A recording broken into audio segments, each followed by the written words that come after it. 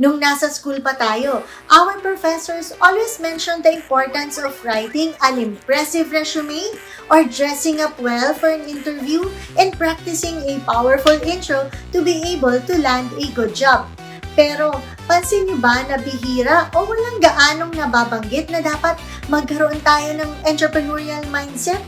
Di naman na-stress sa atin ang importance ng pagkakaroon ng ating sariling mga negosyo.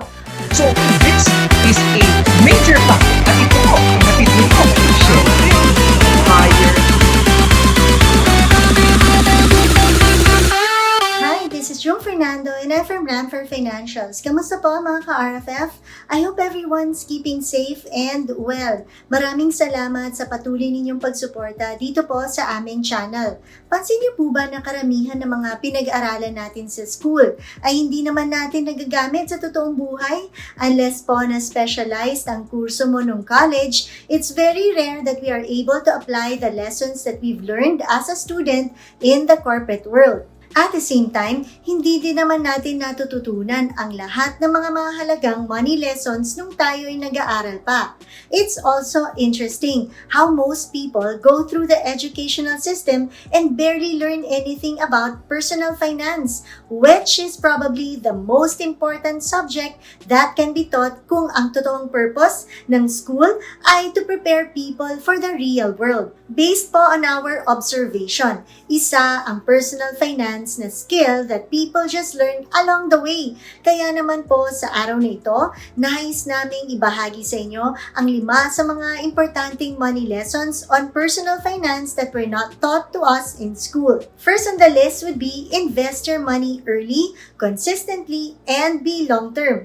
Sa investing, merong konsepto na tinatawag na cost of delay. Pag nag-i-invest ka, you have the ability to reap incredible gains when you start it off early. Pag maaga kang nagsisimula kasing mag-invest, mas maraming market and earnings opportunity ang pwede mong ma-enjoy.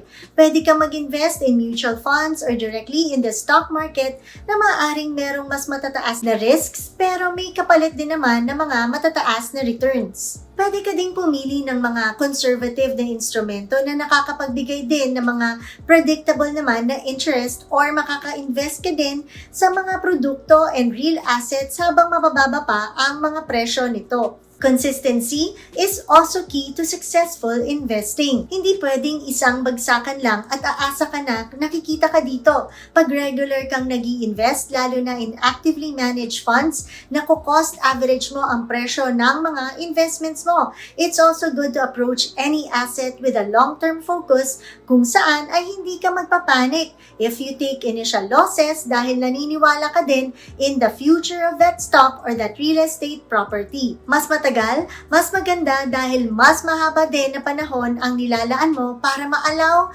ang paglago o ang pagre-recover ng pera mo. And while there are times na you can really lose money in investing, kailangan na iintindihan mo din na you're also guaranteed to lose money din naman kung matatakot ka na lang palagi at itatago mo ang lahat ng pera mo in ordinary savings products or worse, kung ilalagay mo lang ito sa loob ng cabinet mo dahil nandyan pa din at hindi pa rin po nawawala ang tinatawag na inflation, which can actually erode the value of your money through time.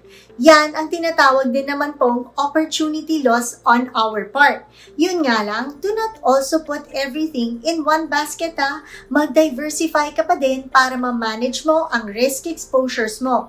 Investing rewards people who do it early, consistently, and with a long-term mindset dahil sa compounding nature nito. Second on the list would be track everything. Sabi nga nila, what doesn't get measured doesn't get accomplished. Karamihan ng mga tao gustong yumaman o makaipon ng malaki pero wala namang sinusundang sistema. Ang pagiging successful sa pananalapi ay dapat din pong tinatrabaho natin ha. Importanteng meron tayong mga tinatawag na financial inventories. Ang problema po kasi most people simply rely sa kanilang mga memory pagdating sa finances. Dapat alamin mo ang monthly cash flows mo, magkano ang mga expenses at magkano din naman po ang mga inflows mo. It's very important that you get to list down everything that you own and everything that you owe. Katulad po ng investments, insurance coverages, bahay, alahas, bag, mga loans, sources of income, at kung ano-ano pang may halaga. It doesn't matter kung maliit man yan o malaki. Karamihan po kasi ng tao ay hindi alam ang kanilang financial state kasi nga they don't track everything. It will be good if every peso you make and have and also every peso you spend can be tracked and monitored on a spreadsheet. Mahirap yung hindi tayo aware kung saan napupunta ang pera natin. Di naman kailangan komplikado. Kahit anong maayos na listahan actually na madali for you na i-update ay okay lang po. Whatever works for you should be okay. Ang pagtatala ng inyong mga income and expenses ay makakatulong magbigay sa inyo ng better idea ng inyong current financial status at mga paraan kung paano ito mas may improve pa. Pag nasanay ka na mag-track ng mga lahat ng mga bagay about your finances, makakatulong ito na mas maging conscious ka of every future expense. Marirealize mo na may mga expense pala na hindi naman pala worth it at all to begin with. Gayun din, alin sa inyong mga additional income streams ang dapat mo pang mas binibigyan ng time and focus. Sa simula, talaga pong mahirap, pero with discipline and consistency, eventually you'll get used to it and it becomes a good habit. And so, number 3 is, don't take on debt you can't pay off. Diba nga, sabi ng mga Chinese neighbors natin, sa paggastos lalo na sa luho items, if there are things that you want to purchase but still cannot buy it in cash, thrice its actual value is a sign that you still cannot afford it. Kaya kailangan mo pang mag-practice ng delayed gratification at pag-ipunan pa ito. Di tayo dapat nasasanay ng basta-basta na lang aasa sa pag-swipe sa ating mga credit cards. Remember that taking on debt is the surest way to cripple your finances. With of course, the exception of good debts na tulad ng mortgage where you get an asset na may inaasahan ka namang opportunity na kumita ng mas mataas na returns. Kaya lang, unfortunately kasi, many people get into debts easily and this is one of the lessons people learn the hard way. So kung kayo ay isa sa mga tao na yon at gusto mong makaiwas dito, importanteng meron kayong nakasetup na emergency fund. Mamuhay din po tayo sana ng payak para di po tayo nag-overspend at higit sa lahat, humanap din po tayo ng iba pang mga paraan para pwede po tayong kumita ng extra. Nang sa gayon ay lumaki rin po ang ating income base. At kung kayo naman po ay may mga utang na, maraming techniques din ang pwede ninyong gawin para mabilis ninyong mabayaran ang mga ito. One is to pay off the easiest and smallest debts first. This way, habang nako-cross out mo siya sa listahan, mas nabibigyan ka ng lakas ng loob or confidence na ipagpatuloy bayaran ang iba mo pang mga utang dahil mas may sense of accomplishment ka at mas may confidence ka na nga na gawin ang prosesong ito. It gives you the confidence na sa isip mo, kaya naman palang bayaran ang mga utang ko. Another approach naman is to prioritize the debt with the highest interest rate. Halimbawa, paying off a debt with a 10% interest rate first will do you more good than focusing on the debt that only has a 3% interest rate. This way, you save a lot of money. Pero best of all, kung pakiramdam mo, hindi mo na mababayaran o mahihirapan kang bayaran ang gusto mong utanging pera, then don't take it na lang.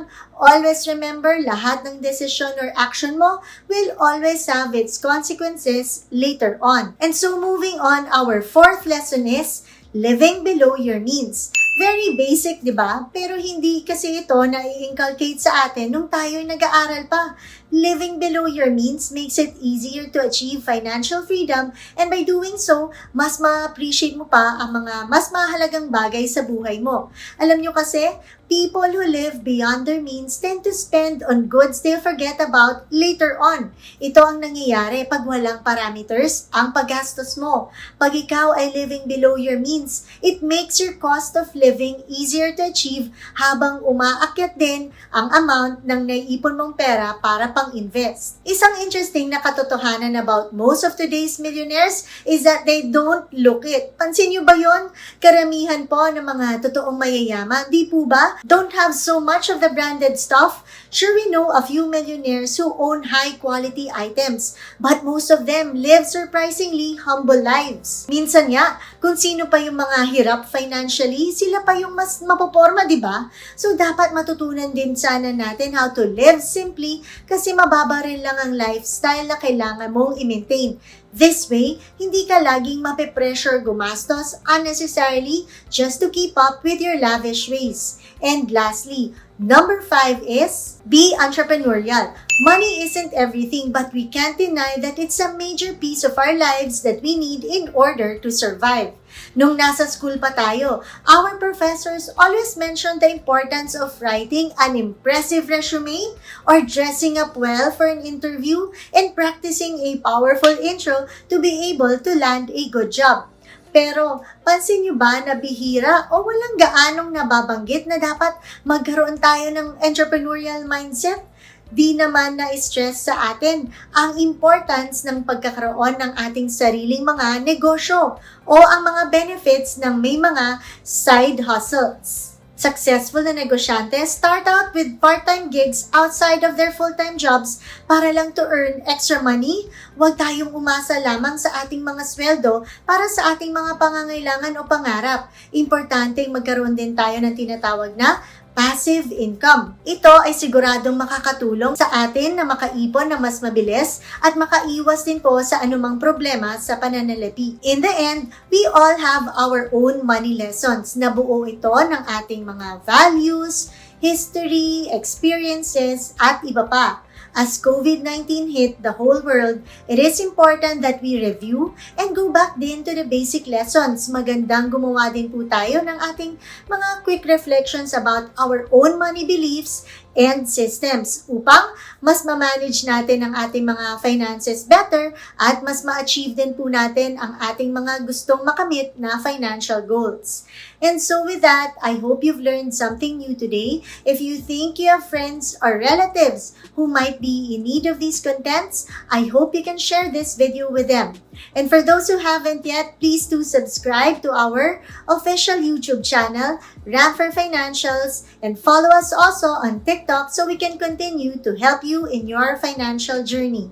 Again, this has been Jung Fernando saying thank you so much for watching, for all the support, and we'll see you in our next video. Stay safe and God bless.